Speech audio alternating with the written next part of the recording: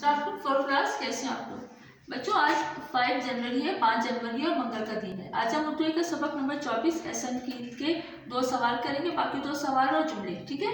सवाल नंबर 3 है, एहसन ईद की नमाज पढ़ने के बाद किसका इंतजार करने लगा? इसका जवाब है एहसन ईद की नमाज पढ़ने के बाद कसाई का इंतजार करने लगा। सवाल नंबर 4 है, ईद कैसा त्यौहार है? इसका जवाब ईद खुशियों का त्यौहार है। फिर हम सवाल करेंगे, जुमले बनाएं। साइड पे लाइन लगाए, अल्फाज, दूसरी तरफ आपने लिखने जुमले।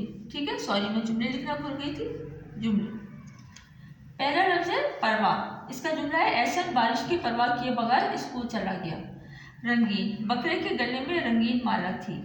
त्यौहार, ईद खुशियों का त्यौहार है। ज़ईफ, ज़ईफ का मतलब होता है बच्चों बूढ़े। हमीद साहब ज़ईफ आदमी थे।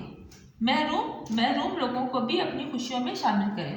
बच्चों, काम आपने कॉपी पर करना है और उसको अच्छी तरह से याद भी करना है।